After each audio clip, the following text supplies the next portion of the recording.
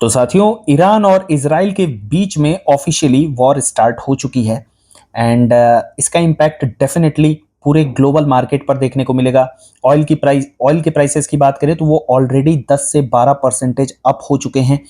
Gold भी 1 लाख के ऊपर जा चुका है। तो ऐसी अनसर्टेनिटीज में गोल्ड तो ऊपर जाता ही जाता है, लेकिन क्योंकि ईरान एक बहुत बड़ा एक्सपोर्टर है ऑयल का, दैट इज वाई ऑयल के प्राइसेस बढ़े हैं। ऑयल के प्राइसेस का बढ़ना हमारी इंडियन इकोनॉमी के लिए अच्छा नहीं है, because we are net export importer. तो ऑयल के प्राइसेस बढ़ने की वजह से हमारे यहाँ इन्फ्लेशन और बढ़ सकता है, जिसको मार्केट नेगेटिव रिएक्ट करता है। ऑल दो वॉर का क्या इंपैक्ट है वो तो मैं 2022 वाले वॉर की बात नहीं करूंगा, रशिया यूक्रेन, जहां से आप ऑलरेडी देख रहे हैं कि मार्केट काफी हद तक रिकवर कर चुका है एंड अपना एक न्यू हाई लगा चुका है। ऑल दो रशिया और यूक्रेन का वॉर एंड नहीं हुआ था तब, लेकिन अगर हम कारगिल वॉर की बात करें जो कि स्टार्ट हुआ था मई में, एंड वॉर शुरू होने के पहले से ही निफ्टी गिरना चालू हुआ। वॉर स्टार्ट होते होते तक निफ्टी अपना बॉटम बना चुका था एंड वॉर एंड होते होते निफ्टी एक नया अपना लाइफ टाइम हाई बनाया था। तो ये था निफ्टी का स्ट्रक्चर जब ये कारगिल वॉर हमारा देश खुद लड़ रहा था। एंड इसकी बात करें तो ये तो वॉर फिलहाल हमारा नहीं है। And the most important thing कि इस वॉर में ज्यादा इंपॉर्टेंट ये होगा कि यूएस, रशिया और चाइना इस वॉर में किस हद तक पार्टिसिपेट करते हैं, वो काफी इंपॉर्टेंट हो जाएगा। क्योंकि इसराइल इनडायरेक्टली यूएस द्वारा बैक्ड है। इनडायरेक्टली मैं इसलिए बोल रहा हूं क्योंकि यूएस डायरेक्टली वॉर में इन्वॉल्व नहीं हुआ है एंड ना ही ओपनली इसराइल को सपोर्ट कर रहा है। बट हाँ, इसराइल ने वॉर स्टार्ट किया है तो डेफिनेटली कहीं ना कहीं यूएस जो है इसराइल को बैक कर रहा है।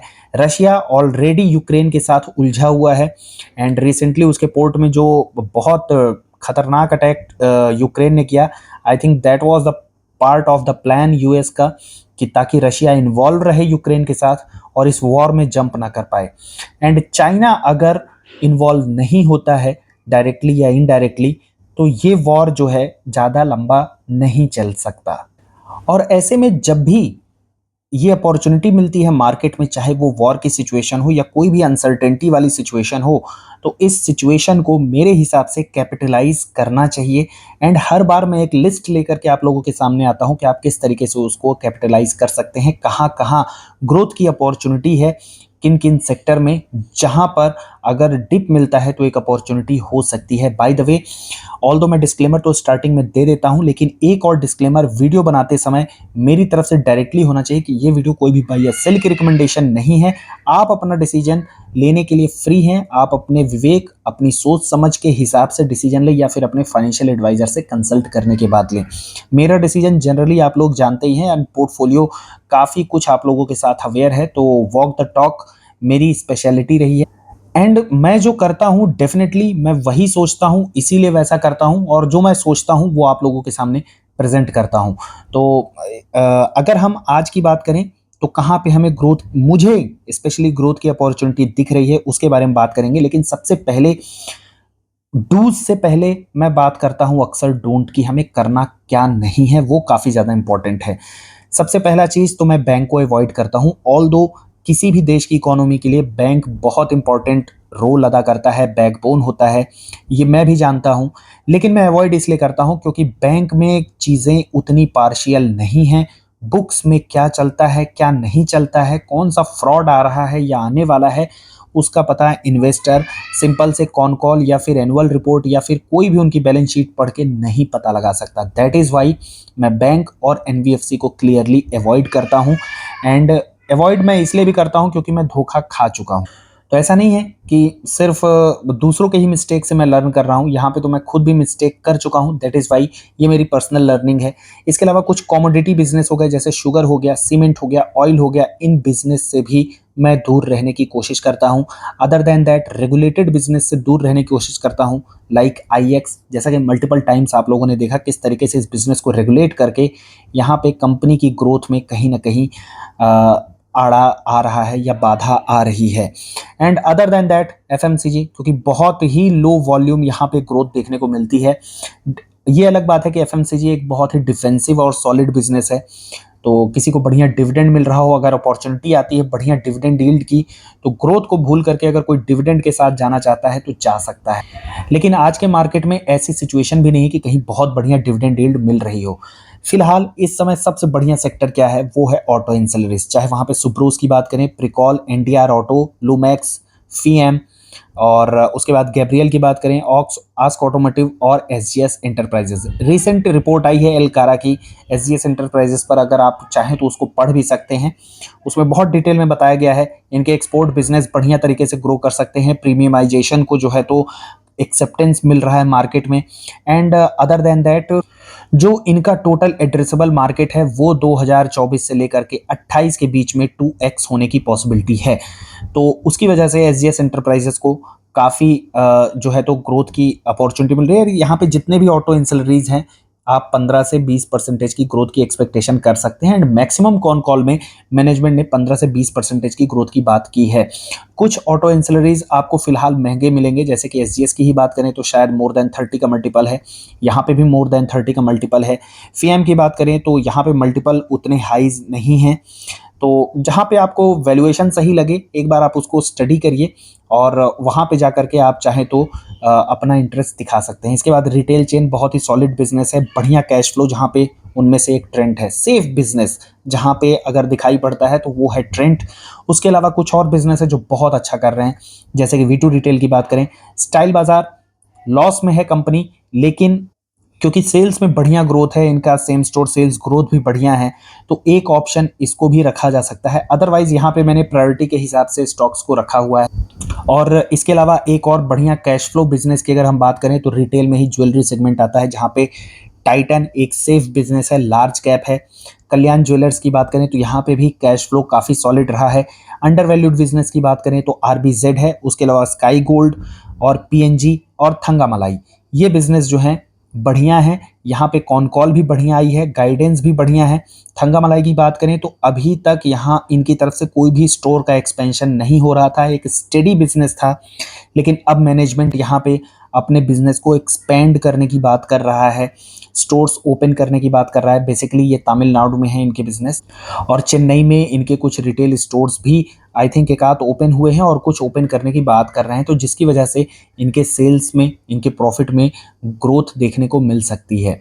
And same goes with RBZ, बी2बी के साथ साथ कंपनी अब बी2सी सेगमेंट में भी एंटर कर रही है। बी2सी सेगमेंट बढ़िया कैश फ्लो वाला एक अट्रैक्टिव बिजनेस है।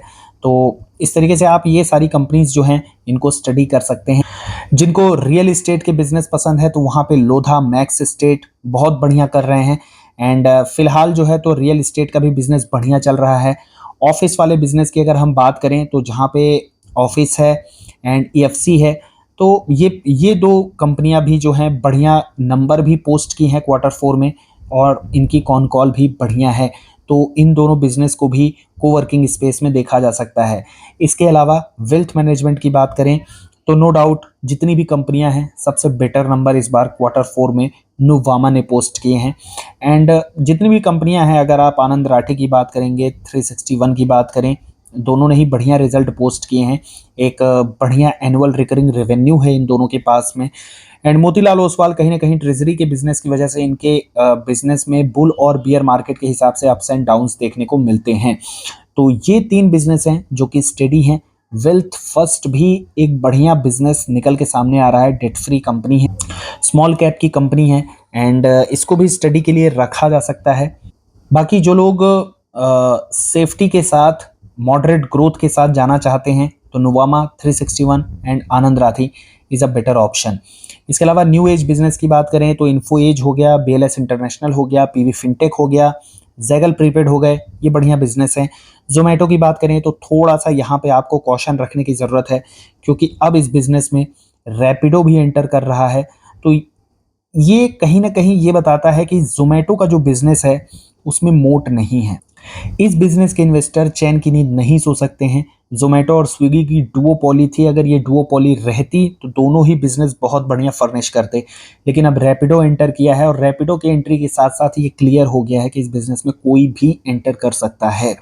खास तौर से बिग मनी वाले बिजनेस तो बहुत इजीली, लाइक टाटा, रिलायंस, ये सब तो बहुत इजीली, डी मार्ट भी बहुत इजीली इन सब बिजनेस में एंटर कर सकते हैं अगर चाहें तो बहुत ही कॉम्पिटिटिव बिजनेस है। And second most important risk is cash burning business है ये। कैश बर्निंग मतलब यहाँ पे इस बार जोमेटो के लॉस हुए, लास्ट क्वार्टर में भी, मतलब लॉस तो नहीं, प्रॉफिट कम हुए, और उसका मेन रीजन है कि इनका ये जो क्विक डिलीवरी वाला बिजनेस है ये एकदम कैश बर्निंग बिजनेस है। एडवर्टाइजमेंट में पूरा कैश बर्न हो रहा है, कंपटीशन की वजह से पूरा कैश बर्न हो रहा है। हालांकि जब तक जोमेटो और स्विगी थे तब तक इन्होंने अपने प्लेटफॉर्म फी को रेज करके और डिलीवरी चार्जेस को बढ़ा करके, किलोमीटर के हिसाब से डिलीवरी चार्जेस ले करके इन्होंने अपने बिजनेस को बढ़िया सॉलिड तो किया, प्रॉफिटेबल लाया, अच्छा प्रॉफिट आया।